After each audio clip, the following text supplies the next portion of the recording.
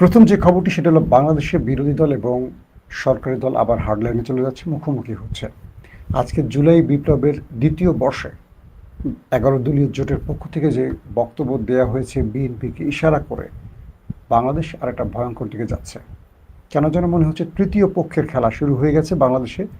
BNP সরকার একটা বড় ফাঁদে আটকে যাচ্ছে, অথবা জামাত বিএনপি কোনো ট্র্যাপে পড়ে গেছে বলে মনে হচ্ছে। 2 নম্বর খবর,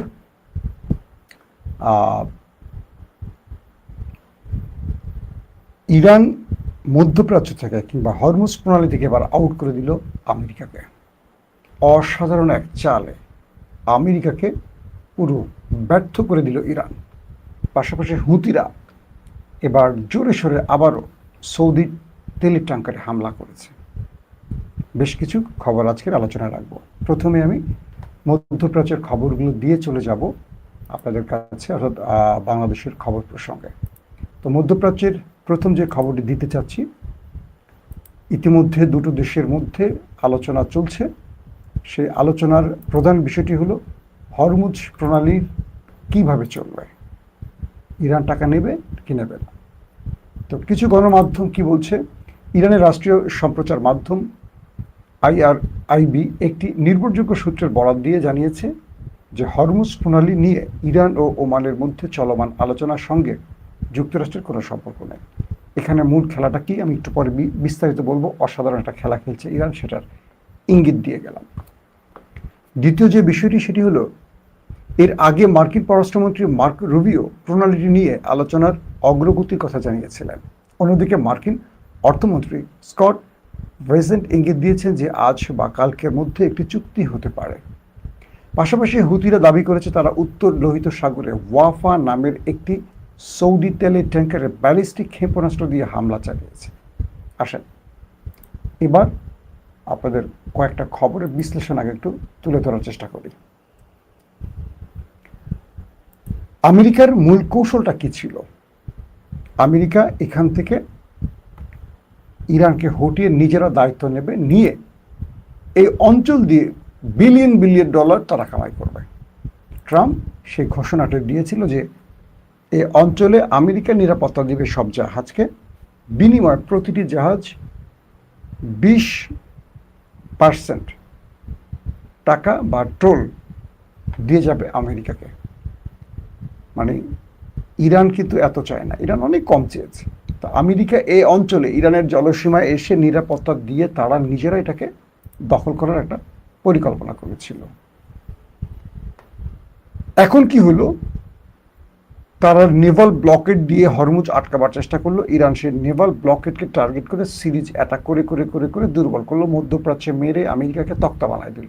ওকে, আমেরিকার 80% প্যাট্রিয়ট মিসাইল শেষ হয়ে গেছে, থার্ড মিসাইল শেষ হয়ে গেছে, যে কারণে তারা মার খেয়ে কাতার এবং পাকিস্তানের মধ্যস্থতা যুদ্ধবিরতির প্রস্তাব আবার দিয়েছে, কারণ তাদের অস্ত্র ফুরিয়ে আসছে। এই সময়টিতে ইরান থামেনি, ইরান সারপ্রাইজ অ্যাটাকও করেছে। ইরান কি করলো চালাকিটা, ওমানের সাথে তারা একটা পরিকল্পনা করলো। মাঝখানে ওমান ইরানের পক্ষে ছিল, আমেরিকা এবং মধ্যপ্রাচ্যের ঠাপ খেয়ে মানে চাপ খেয়ে ওমান ইরানের বিরুদ্ধে চলে যায়। এরপর ইরান ওমানের সিরিজ কয়েক দফা অ্যাটাক করে। কয়েক দফা অ্যাটাকের পর কি ঘটে, আবারও তো কয়েক দফা অ্যাটাকের পর ওমান সোজা হয়ে যায় ভয়ে। কারণ ওমান বুঝতে পারে যে আমেরিকার পক্ষে থাকলে ইরান তাদেরকে ছাড়বে না। ইরান তাদের কন্টিনিউ এভাবে হামলা করে বাকি আরবের মতো শেষ করে ফেলবে। এই ভয়টিতে ওমান আবারও ইরানকে প্রস্তাব পাঠায় যে আমরা তোমার সাথে আলোচনা করতে চাই, তুমি আমাদেরকে আর ধোলাই টোলাই দিও না। ইরান কি করে, ওমানের কথা রাখে, ঠিক আছে তোমাকে আর ধোলাই দেব না, কুয়েত কাতার জর্দানের মতো তোমাকে আর মারবো না। কারণ যেহেতু ইরানের মিত্র বন্ধু ওমান, মাইরা মানে মাঝে মাঝে বড় ভাইরা ছোট ভাইদের মাইরা রাস্তা সঠিক রাস্তা চিনায় এরকম। তো ওমানের সাথে আলোচনা হয়, সেই ওমান বলে হরমুজের ঢোকা আর বের হওয়ার যে সিস্টেম, একটা কন্ট্রোল করবে ইরান, একটা কন্ট্রোল করবে ওমান, এবং দুই পক্ষ যে টোল আদায় করবে এটা ভাগাভাগি করে নেবে। এই দুই পক্ষ যখন টোল আদায় করবে, এখানে কি আমেরিকা আছে? যখন আমেরিকা হরমুজ নিয়ে পোদ্দারি করতে আসছে, মাস্তানি করতে আসছে, বেশি ভাব দেখাইতে আসছে, ইরান ওমানকে ভাজে এনে এমন একটা চুক্তি করে ফেললো যে চুক্তির ফলে হরমুজে বা ওমান সাগরে ইরানের আমেরিকার আর কোনো খানা নাই, আউট হয়ে গেছে পুরা। সেই চুক্তিটি ওমান এবং ইরানের মধ্যে হয়ে গেল। এটা কালকের এবং আজকের ব্রেকিং খবর। কালকে আমি খবরটা আপনাদের দিয়েছিলাম, আজকে আরেকটু আপডেট হলো। এখন ইরান বলছে আমেরিকাকে, তুমি কে? তুমি এই অঞ্চলে আমার সাথে আলোচনা করবা, কথা বলবা, চুক্তি করবা? তুমি কে? তুমি কি আমার স্টেক হোল্ডার? তুমি কি আমার প্রতিবেশী? তুমি কি আমার সাগরের অর্ধেক মালিক? না, তুমি 10,000 মাইল দূরে, ভাগো। তোমার এখানে কি কাজ? কোনো কাজ নাই, তুমি তো আসলে মাস্তানি করতে। তুমি যদি মাস্তানো, আমি মাস্তানের আব্বা। তো তুমি দেখছো না মধ্যপ্রাচ্যে তোমাকে মাইর আমি সোজা করছি, তুমি তো আমার দেশকে এটা করবা সেটা করবা বহুত হুমকি দিচ্ছ, আবার তুমি পা ধরে সিজফায়ার করছো। ওকে, এখন হরমুজ ওমান সাগরের যেই জাহাজ আসা যাওয়া নিয়ে সমস্যা তৈরি হয়েছে, আমরা সমাধান করে ফেলছি নিজেরা। আমি আর ওমান সিদ্ধান্ত নিয়ে নিয়েছি, যাওয়া এবং আসা আমার মধ্য দিয়ে, ওমানের মধ্য দিয়ে। আমরা পুরো দুটো দেশ এই প্রণালীটির ব্যবহারের যে পরিধি, সিস্টেম, নিয়ম কানুন পৃথিবীকে জানিয়ে দিয়েছে। এখন প্রথম 60 দিন আমরা কোনো পরিষেবা নেব না। এটার নিরাপত্তা সহ যে কাজগুলো এখন ওমান আর ইরান করবে, এটার জন্য খরচ যাবে, সেই পরিষেবাটা আমরা এখন 60 দিন নেব না। 60 দিন পর থেকে এই অঞ্চলে পরিষেবা গ্রহণ করা শুরু হবে, এবং যেই পরিষেবাটা আসবে এটা ইরান এবং ওমান নেবে। তুমি আমেরিকা চলে যাও। এখন আমেরিকা কি করবে? আমেরিকা একটা পুরো মাইনকা চিপায় পড়ে গেছে, কারণ ওমান এবং ইরানের এই খেলায় আমেরিকার আর কোনো খানা নেই। বিষয়টা বোঝেন নেই? বিএনপি জামাত তারা যুক্তি করে নিল, সরকারি দল বিরোধী দল, যে এখন থেকে রাষ্ট্র পরিচালনায় আমরা এইভাবেই কাজগুলো করব। আওয়ামী লীগের আর খানা আছে? এই মুহূর্তে নাই। তো আমেরিকা আওয়ামী লীগ হয়ে ঢুকছিল, এখন যদি বিএনপি জামাত আন্ডারস্ট্যান্ডিং করে নেয়, ধরেন তারা করেই রাখছে মোটামুটি, আওয়ামী লীগের কোনো অবস্থা আছে, কোনো কথা আছে? আওয়ামী লীগ রাজনীতিতে কোনো বিষয়, ফ্যাক্টর এখন কিচ্ছু না। তো ইরান এমন একটি চাল দিল, ওমানকে নিয়ে আমেরিকা আউট হয়ে গেল, এই অঞ্চলে তাদের আর কোনো খানা থাকলো না। আসেন, এদিকে লোহিত সাগরে সৌদির তেল ট্যাঙ্কারে ব্যালিস্টিক ক্ষেপণাস্ত্র হামলার দায় স্বীকার করেছে এবার ইয়েমেনের হুতিরা। তারা জানিয়েছে ইয়ানবুর কাছে সৌদি ট্যাঙ্কার ওয়াফা আক্রান্ত হয়েছে, যার ফলে 22 জুলাই থেকে লক্ষ্যবস্তু হওয়া ট্যাঙ্কারের সংখ্যা বেড়ে 8 দাঁড়িয়েছে। অর্থাৎ সৌদির 8টি ট্যাঙ্কারে হুতিরা সফল অ্যাটাক চালিয়েছে। ইয়েমেনের হুতি গোষ্ঠী আজ দাবি করেছে তারা ইয়ানবু উপকূলের কাছে উত্তর লোহিত সাগরে সৌদি তেল ট্যাঙ্কার ওয়াফাকে একাধিক ব্যালিস্টিক ক্ষেপণাস্ত্র দিয়ে হামলা চালিয়েছে। গোষ্ঠীটির সামরিক মুখপাত্র ইয়াহিয়া সারি এক্সে দিয়ে এক বিবৃতিতে বলেছেন যে ক্ষেপণাস্ত্রগুলো ট্যাঙ্কারটিতে সঠিকভাবে আঘাত হেনেছে। তিনি বলেন, এই হামলাটি ছিল সৌদি আরবের বিরুদ্ধে গোষ্ঠীটির তথাকথিত সামুদ্রিক অবরোধ ও অবরোধের বদলে অবরোধ কৌশলের অংশ।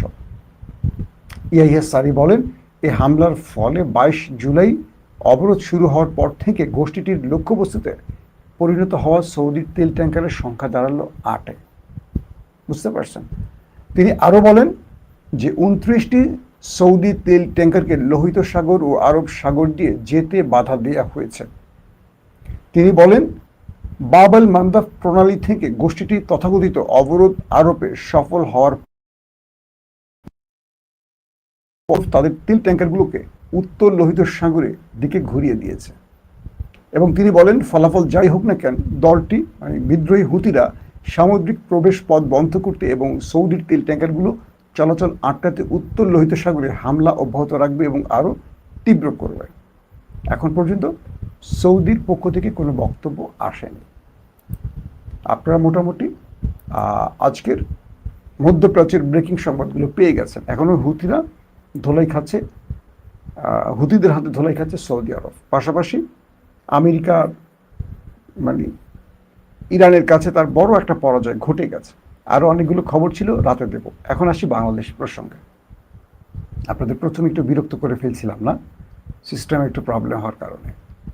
আজকে বায়তুল মুকাররমের উত্তর গেটে বোধ হয় জুলাইয়ের দ্বিতীয় বর্ষ পালন করছে 11 দলীয় জোট। সেই 11 দলীয় জোটের প্রোগ্রামে মোটামুটি 11 দলের সব নেতারা আসছেন। জামাতের আমির ডক্টর শফিক, আক্তার হোসেন, নাসিরউদ্দিন পাটোয়ারি, মামুনুল হক সহ সব পক্ষের বক্তব্য আসছে। এর মধ্যে আমার 3 জনের বক্তব্য খুব অ্যাগ্রেসিভ লেগেছে, মামুনুল হক এবং নাসিরউদ্দিন পাটোয়ারি। আর জামাতের আমিরের বক্তব্যটি খুব কৌশলী, অ্যাগ্রেসিভ এবং থ্রেট, 3টি মনে হয়েছে আমার। তিনি বলছেন, ডক্টর শফিক বলছেন যে আপনারা কার ইশারা, তারেক রহমানকে বলছেন যে আপনারা কার ইশারায় জাতিকে দেয়া ওয়াদা ভঙ্গ করছেন। অর্থাৎ তিনি বলছেন যে একজন মায়ের দুটো যমজ সন্তান, একই চেহারা, একই দিন হয়েছে, সব এক, কিন্তু মা একজনকে কখনো দুধ দেয় না, মা দুজনকে দুধ দেয়। একই সঙ্গে ভোট হয়েছে, একই সাথে সিল হয়েছে, আপনি সংসদে বসেছেন, প্রধানমন্ত্রী হয়েছেন, দেশ চালাচ্ছেন, সরকারে বসছেন, কিন্তু একই সঙ্গে 70% মানুষের যে ভোট পড়েছে গণভোটের পক্ষে, সেটাকে আপনি অবজ্ঞা করছেন, সেটাকে মানছেন না। এভাবে চলবে না। আপনি কার কাছে, তারেক রহমানকে বলছেন, আপনি কার কাছে দাসখত দিয়ে গণভোটের বিরুদ্ধে দাঁড়িয়েছেন, এটা জাতি জানতে চায়। আরও অনেক কথা তিনি বলেছেন। পাশাপাশি তিনি আরেকটি কথা বলেছেন, নাসিরউদ্দিন পাটোয়ারি কোরআনের একটি আয়াত তারপর বলছেন যে তারেক রহমানের কাছে ভালো কিছু পাওয়া যাবে না। নাসিরউদ্দিন পাটোয়ারির বক্তব্য, তিনিও বেশ অ্যাগ্রেসিভ বক্তব্যগুলো দিয়েছেন, আমার কাছে তাই মনে হয়েছে।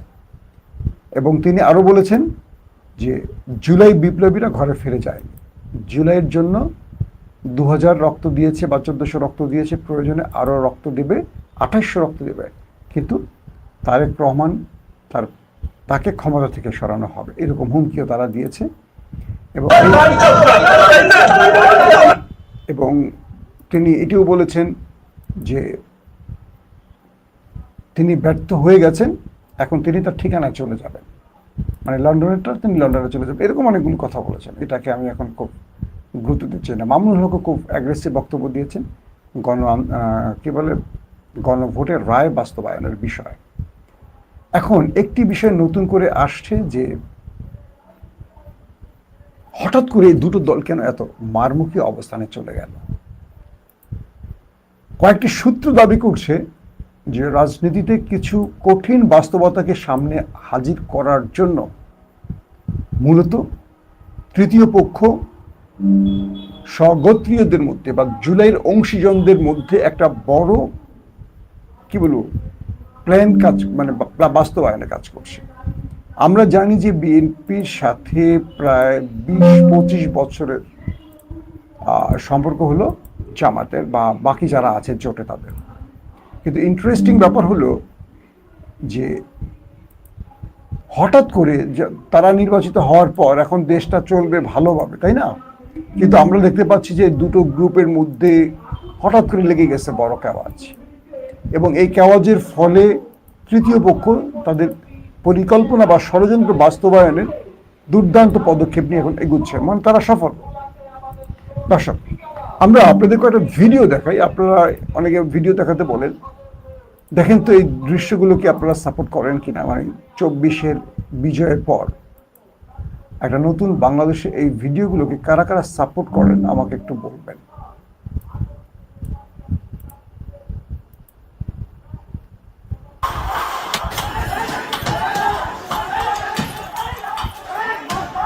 দেখেন, আলিয়া মাদ্রাসাকে ভাঙচুর করছে, এরা কারা আসে?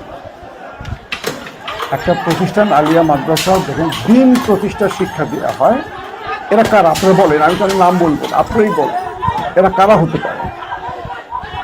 এগুলো কিসের লক্ষণ? একটা মাদ্রাসা,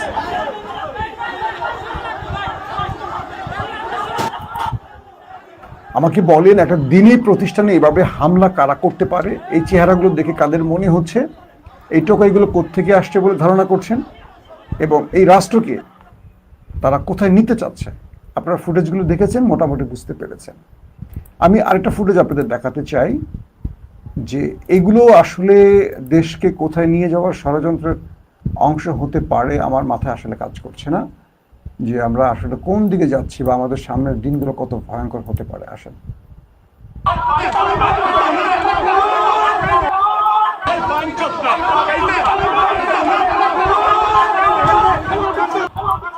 আমরা দেখছি রবিউল ইসলাম নয়ন, তিনি ওই বাইনচোতরা বলে হাতের পাইপ দিয়ে তার সহগোত্রীয়দের, তাদের দলের লোকদেরকে পিটাচ্ছে, তোরা পিছনে যাচ্ছিস, আয় সামনে আয়, ছাত্র শিবির পিটিয়ে আসে মুখে গালিগালাজ করে, এবং দেখেন ধাক্কা ধাক্কা মেরে নিজের লোকদেরকে নিচে ফেলে দিচ্ছে। দেখেন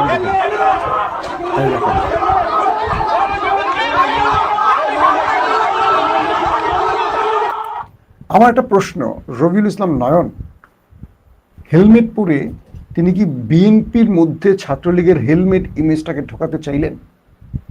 নয়নের এই পারফরমেন্স বিএনপির 1 ইঞ্চি লাভ হলো কিনা কমেন্ট করবেন। যে দলেরই ভাইরা হন আপনারা কমেন্ট করেন, বলেন তো। ছাত্রলীগ যে দৃশ্যায়নে, ছাত্রলীগ যে চেহারা দেখিয়ে দেশ থেকে বিতাড়িত হয়েছে, এবং ছাত্রলীগদের দেশ ছাড়া করতে যে জাতির পুরো জাতি এক হয়ে গেছে, সেই পোশাক পরে, সেই চেহারায়, সেই রূপে, সেই অ্যাক্টিভিস্ট, মানে কি বলবো, সেই চরিত্রগুলোকে ধারণ করে হঠাৎ যুবদল ছাত্রদল মাঠে নামলো। এটা কি বিএনপির জন্য লাভের, কল্যাণের, মঙ্গলের? এই কথাগুলো বললে এখন বিএনপির 3 নম্বর কাতারের মূর্খ গণ্ড ছাগল পাগলগুলো বলবে আপনি তো বিএনপির বিরুদ্ধে বলছেন। না, বিএনপির পক্ষে বলছে। গর্ধব, তোর মস্তিষ্কে যদি মাল থাকে, গোবর না থেকে, তুই বুঝবি। আওয়ামী লীগ যা করে পচে গেছে, আওয়ামী লীগ যা করে দেশ ছাড়া হয়েছে, সেই কাজগুলো যদি বিএনপি করে, এটা বিএনপির জন্য লাভের। যারা ক্ষমতায় আছে, যারা এখন শান্তি মানে একটা বিরাজ করবে, সুশাসন তৈরি করবে, মানুষের মধ্যে আস্থা তৈরি করবে, এবং তারা 5 বছর পর আরো 5 বছর, তারপর আরো 5 বছর, এইভাবে একটা লং টাইম ক্ষমতা থাকবে, সেই দলটা যদি 5 মাসের মধ্যে এই পরিস্থিতি তৈরি করে, মানুষের আস্থা কোথায় যাবে? বাংলাদেশের মিডিয়া কি বলে এখন মানুষ আর ধর্তব্যে নেয় না, গোনেই না। প্রতিটা বিষয় সোশ্যাল মিডিয়ায় চলে আসে। নয়ন কি গালি দিল, কি করলো, কোন ভাষায় করলো, কোথায় মারলো, কি করলো, এভরিথিং সোশ্যাল মিডিয়ায় আসে নাই। এখন বিএনপি যদি মনে করে যে তাদের দৈনিক দিনকাল, যে পত্রিকাটি 1 কপি বিক্রি হয় না, এটা দিয়ে তারা দেশ স্বাধীন করে ফেলবে, বা তারা তাদের শক্তি দেখিয়ে 71 TV, 72 TV, 74 TV, 76 TV, 52 TV, 47 TV দিয়ে দেশ কন্ট্রোল করবে, ইম্পসিবল। বাংলাদেশের সব টেলিভিশন বন্ধ হয়ে গিয়েছিল হাসিনা পতনের সময়, কোনো টিভির উপর নির্ভর করে দেশ স্বাধীন হয়নি। বাংলাদেশের মানুষ ইন্টারনেট বন্ধের পর থেমে থাকেনি। বিষয়টা হলো সোশ্যাল মিডিয়ার যুগে টিভি তো দেখেন, আমি তো কয়েক মাস টিভি দেখি না। বিশ্বকাপ খেলা যেদিন আমার পছন্দের দল খেলে, সেদিন একটু টিভি দেখছি, জীবনে বহুদিন পর। যে মানুষ 25-26 বছর টেলিভিশনে চাকরি করছে, সেটাই মানুষ আমি টিভি দেখি না। তো বাকি মানুষ টিভি দেখে এই সোশ্যাল মিডিয়ার যুগে? তো টিভি টক শো, টিভির সংবাদ কেউ দেখে? তো টিভি আলাদাকে প্রচুর বিজ্ঞাপন দিয়ে, টাকা দিয়ে আপনি কিনে ফেলতে পারবেন। টিভি কোনো ভূমিকা রাখে না, কারণ শেখ হাসিনা এই টেলিভিশনগুলো সব কিনে ফেলছিল। এই টেলিভিশনগুলো ছাত্র আন্দোলন বন্ধ করতে পারেনি। সব টেলিভিশন ছাত্রদের বিপক্ষে ন্যারেটিভ তৈরি করছে, হাসিনার পক্ষে ন্যারেটিভ তৈরি করছে, কিন্তু মানুষ রাস্তায় নেমে হাসিনাকে বিদায় করেছে। তার মানে এই মিডিয়ার কোনো ভ্যালু নেই বাংলাদেশে, মানে না মানে।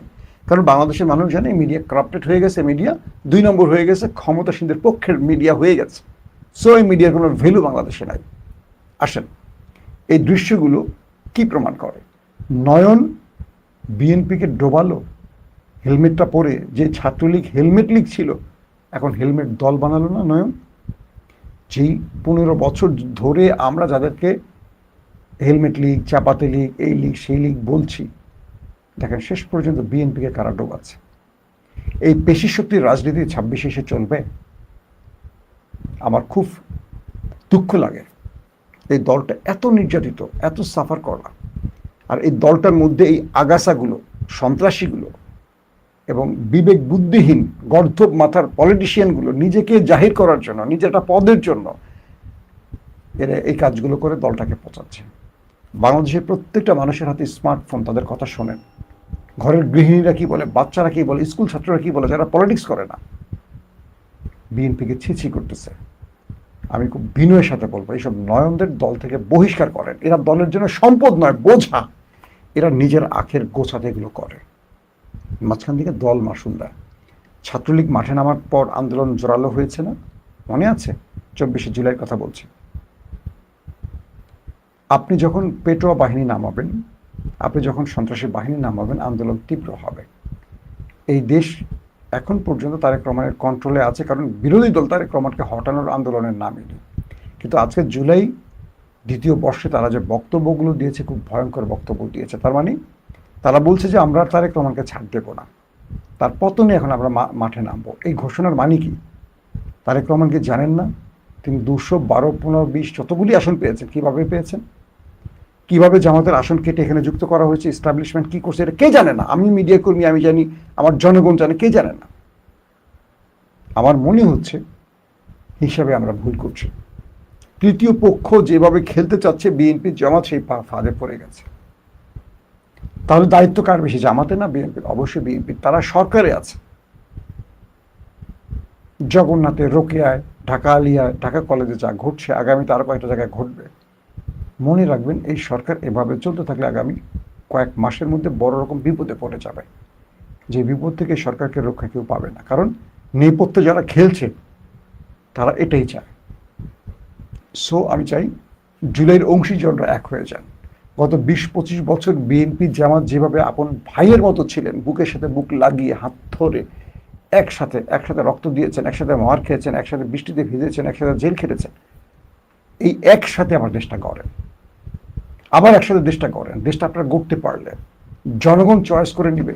আপনাদের টেলিভিশন টক শোতে রাশেদের বক্তব্য কেউ শোনে না, নুরুল হকের বক্তব্য কেউ শোনে না, শাহেদ আলমের বক্তব্য কেউ শোনে না, ডক্টর জাহিদের বক্তব্য কেউ শোনে না। জনগণ চোখে দেখে, এখন বক্তব্য শোনে না। আমি আবারও বলছি, আপনাদের এই ন্যারেটিভ, আমি মাসুম মাহবুব, আপনাদের যত কথা বলি, যদি প্রমাণ না থাকে, আপনারা না দেখেন, আমার কথা বিশ্বাস করবেন? আমি তো আউলিয়া না। সো জনগণকে চোখে দেখার মতো ভালো কিছু করেন। যুবদল, ছাত্রদলকে ছাত্রলীগ, যুবলীগ হওয়া থেকে রক্ষা করেন। এই দলটা আমাদের ভালোবাসার, এই দলটাকে এভাবে শেষ করবেন না। দেশটাকে রক্ষা করতে হলে নিজেরা, জুলাই অংশীজনরা মিলে সিদ্ধান্ত নেন, গণভোটের রায় মেনে নেন। এটার জন্য অনেক বড় মাসুল দিতে হতে পারে, কারণ বিএনপি আবার বিরোধী শিবিরে গেলে এই গণভোটের রায়গুলো বিএনপির প্রধান দাবি হবে। সরকারে বসলে বিএনপি কেন আওয়ামী লীগের আচরণ তাহলে করবে? যে দাবি বিএনপি এখন মানছে না, সেই দাবি তো আওয়ামী লীগও মানেনি। এখন আওয়ামী লীগকে জিজ্ঞেস করেন, আওয়ামী লীগ এই দাবিগুলো সব মানবে, কারণ তারা এখন বিরোধী শিবিরে বা ক্ষমতায় নেই। এখন বিএনপি একটাও মানতে রাজি না। বিএনপি ক্ষমতা হারাক, বিএনপি বলবে, আবার মিছিল করবে, গণভোটের রায় বাস্তবায়ন করো। যারা নিজেরাই বাস্তবায়ন করেনি ক্ষমতা, তারা বিরোধী চেয়ারে গেলে করবে। ঠিক তত্ত্বাবধায়ক ইস্যুতে এই বিএনপি তত্ত্বাবধায়ক ইস্যু মানতে রাজি হয়নি। সেই বিএনপি তত্ত্বাবধায়ক ইস্যুর জন্য গত 15 বছর আন্দোলন করেছে, হাসিনা আর মানে নাই। এই দুটো দল ক্ষমতায় বসলে